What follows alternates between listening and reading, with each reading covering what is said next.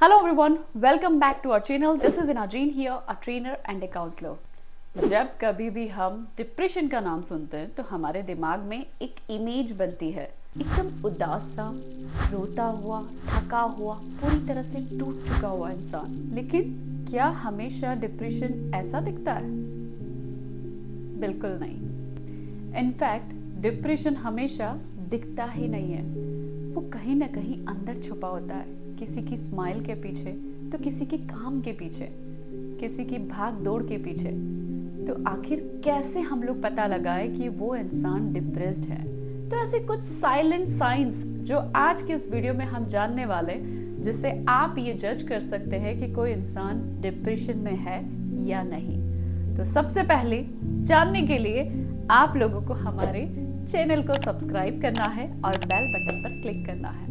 चलिए अब जानते हैं डिप्रेशन के कुछ ऐसे साइंस जो कि हमेशा हम नज़रअंदाज कर बैठते हैं, जिसमें से पहला है स्माइलिंग डिप्रेशन। घूम करके आसपास मुड़ करके ज़रूर देखिएगा, आपके ही करीबी में कुछ तो ऐसे लोग होंगे जो हमेशा खुश रहते हैं, हमेशा मुस्कुराते हुए रहते हैं और हमेशा आई एम फाइन बोल करके हर एक चीज़ को बहुत ही ईजी गोइंग लेते हैं, जो जोक्स बनाते रहते हैं, कुछ नए नए जोक्स, कुछ ना कुछ तो पीजेस जो मारते रहते हैं। हमेशा याद रखिएगा, जब वो अकेले होते हैं तो वो सबसे ज़्यादा टूटे हुए होते हैं, क्योंकि दुनिया को वो नहीं दिखाना चाहते हैं कि वो बहुत कमज़ोर है, इसीलिए सबके सामने वो मुस्कुराते रहते हैं। और याद रखिएगा, जो लोग बहुत ज़्यादा स्ट्रॉन्ग आपको दिखाई दे रहे हैं ना, वो लोग अंदर से उतने ही टूटे हुए होते हैं। उनकी लड़ाई बहुत बड़ी जो अंदर से चल रही होती है, and that is smiling depression. Depression का दूसरा साइन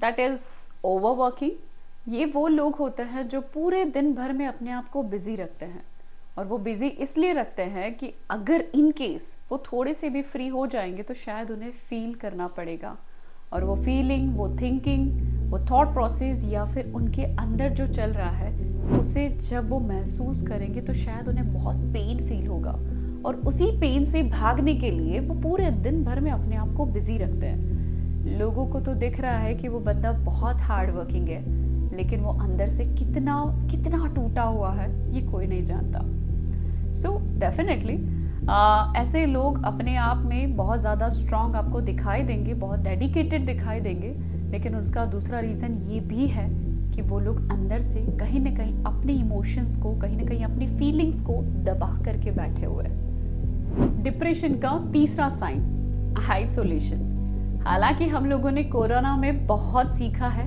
आइसोलेशन के बारे में, अकेले रहने के बारे में, सोशलाइज नहीं होने के बारे में, लेकिन यस, आइसोलेशन से बहुत से लोगों को डिप्रेशन हुआ है।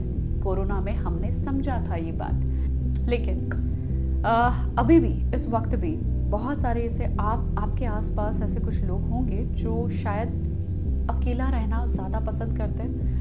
वो किसी का कॉल ज़्यादा उठाते नहीं, या फिर कॉल पे ज़्यादा बात नहीं कर पाते, लोगों से दूर भागते हैं। बहुत सारे फ्रेंड्स या फैमिली या रिलेटिव्स के कुछ नए नए प्लान्स, ट्रिप्स, उन सबको इग्नोर करते हैं। क्योंकि इसलिए नहीं कि वो लोग एटीट्यूड दिखा रहे हैं या ईगो में है, वो इसलिए कि शायद अब वो किसी को समझाना नहीं चाहते।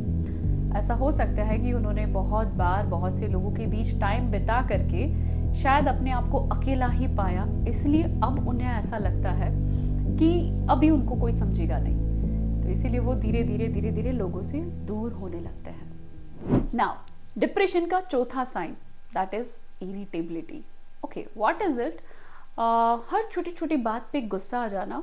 आप लोग भी अपने घर परिवार में या अपने कलीग्स के साथ या अपने फ्रेंड्स में कुछ ऐसे लोगों को आप देखते होंगे जो कि छोटी बात पे बहुत जल्दी गुस्सा हो जाते हैं। अब ऐसा नहीं है कि उन लोगों को गुस्सा बहुत जल्दी आ जाता है, ये उनका नेचर है या ये उनका बिहेवियर खराब है, वो नेचर वाइज अच्छा नहीं है आदमी, ऐसा बिल्कुल नहीं है।